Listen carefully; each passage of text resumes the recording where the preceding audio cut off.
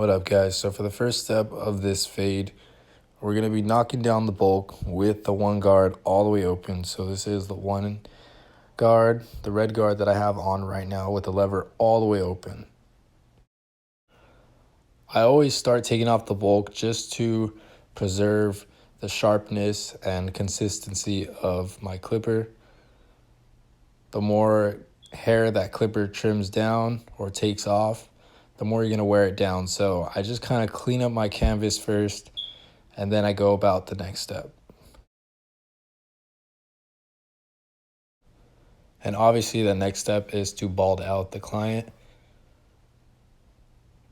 So as you can see, I'm going around the head, making sure it's all even across. And we're going to begin the balding process right about where my client's C cup begins. So as you can see, we are balding out the client with the clipper all the way closed. I'm not necessarily planting in that guideline, but I'm going straight up as I set it in. So I do have the fade blade on this clipper. So this is kind of a flatter blade than that taper curved blade. This reason being, I just kind of go straight flat against the head. It is easier to fade it out just as long as you keep continuing to scoop outward. So how I determine how high or how low I want to go on my client's fade, I always use the occipital bone. So the occipital bone, if I want to go a high fade, I go past and above the occipital bone. Anything lower than a high fade, obviously a mid fade, you want to go across that occipital bone. And then obviously to low fade, you want to go below the occipital bone behind your client's head. So as you can see right here, I am setting in that next guideline. I have the 0 guard on, so the 0.5 half guard, however you want to name it, have it all the way closed, and I'm going up about an inch.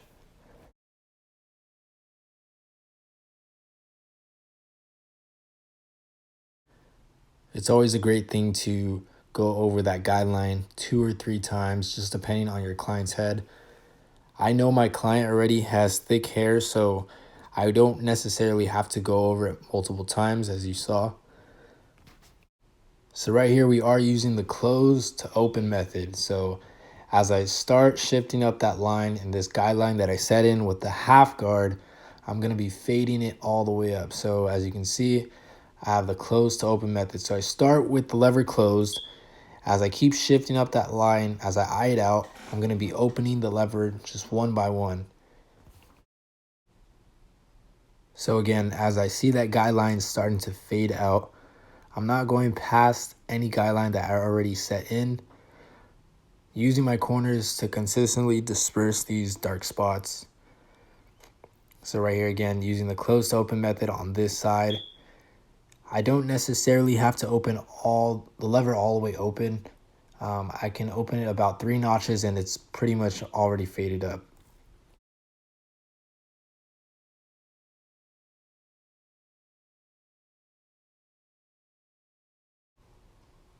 As I reach my client's occipital bone to fade out this portion of his head, I am stretching that skin. It does give a natural dark shadow in the back. That's why it's always kind of hard and tougher to fade out the back, because the occipital bone gives off that natural dark shadow.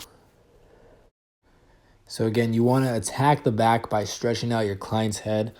But again, you don't have to always stretch it out because your client's back of the head isn't always going to be stretched. So you want to cut it the way it's going to be naturally formed. All right, so for this next step, I am setting in the guideline with the one guard all the way open. So in the beginning, I did clear out the bulk with this same step or lever method with the one guard all the way open. So again, you want to plant in this guideline, go over it multiple times. Here I am setting it in. And then as you can see, I'm leaving about an inch thick of a guideline. All right, so as demonstrated, after I set this guideline in, I'm going to be taking it out with the half guard all the way closed. I'm going to be using the close to open method. Again, lifting the lever as I see that guideline shift up. Going to be opening it up one by one. Like I said earlier, you don't have to necessarily open the guideline all the way up because it does get faded out by the third lever.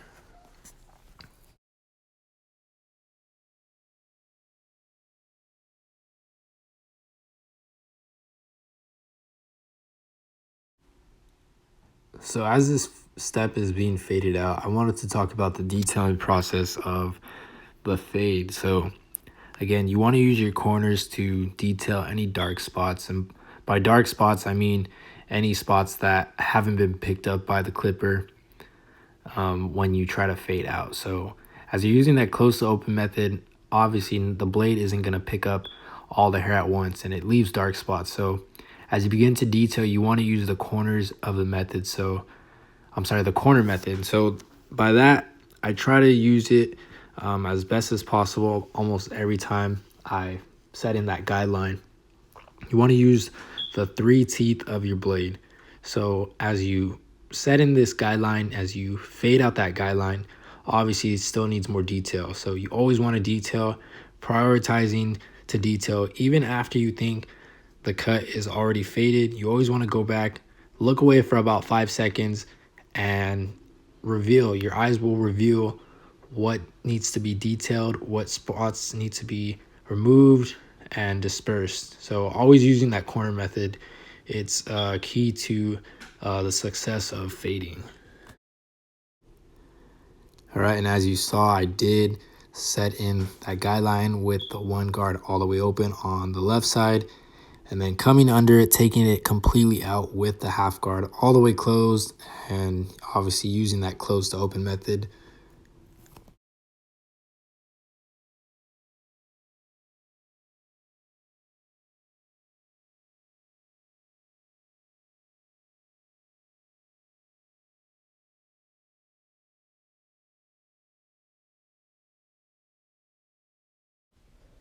All right, so for this next step, you can go about it 2 ways. You can use the 1.5 guard, so the 1.5 guard to take out this dark spot, but I wanted to demonstrate that it can be done both ways. So I am throwing the 2 guard all the way open, using my corners, just trying to disperse this dark line that I have, and then coming under it with the 1.5 guard.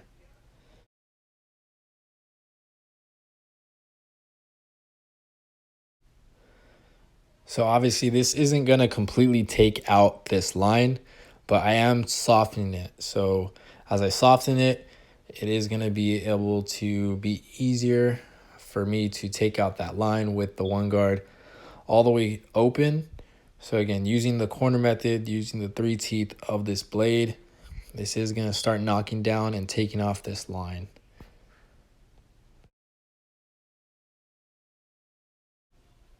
Another tip you want to create and enhance into your barbering skills is you want to look at your client's head in different angles. So as you can see, I have it angled on the side, but during this process, I was able to look at my client from the back side, look at the fade, and then look at it from the front side. So it's always important to see the different angles because obviously people are going to be looking at your cut and they're going to see it from different angles, and your client's going to be viewing it in the mirror, everywhere he looks at it.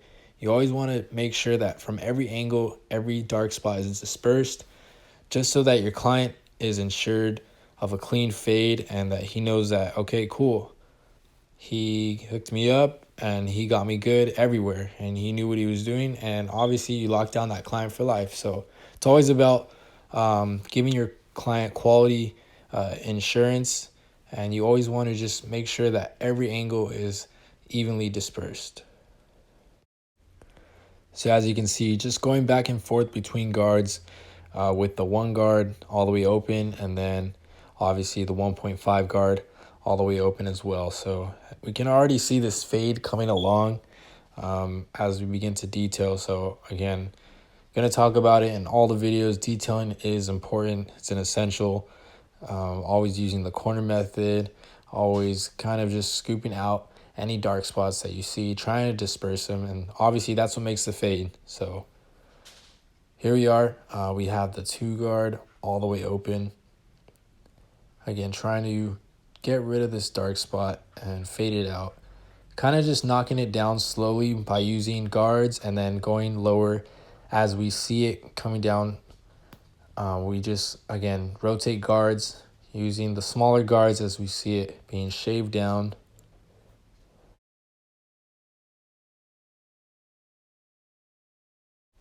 If you guys have any questions about any of the steps that I'm doing with my client, again, just feel free to easily comment down in the comment section. Again, if you guys can please leave a like, comment, subscribe. It would be greatly appreciated. I always enjoy doing these videos just for obviously entertainment purposes and just for educational as well. So yeah, just wanted to put that out there as I go about these steps.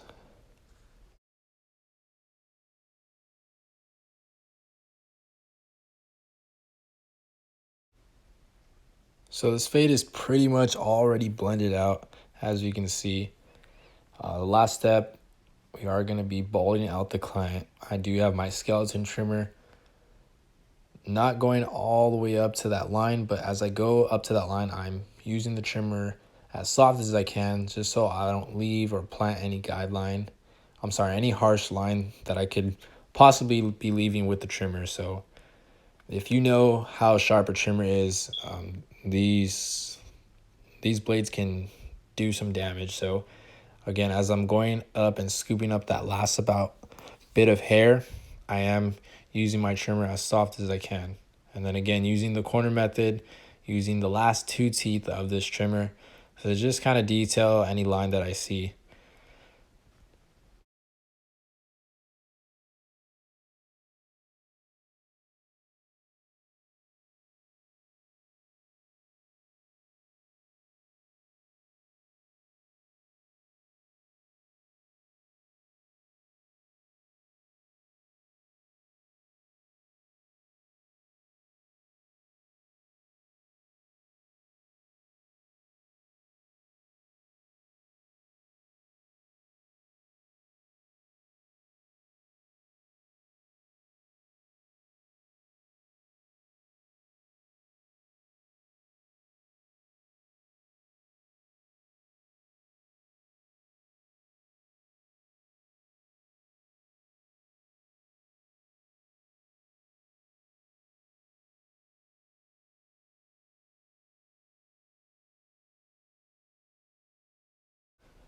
For the last and final step, we are going to be balding out the client with my foil shaver. This leaves your client all the way to a 00, so always absolutely bald with this foil shaver. As I attack the sideburn portion of my client's fade, I'm not necessarily going all the way up to that first guideline that I set in with the clipper. Again, kind of using it as the same method as I did with my trimmer when I was taking out that hair.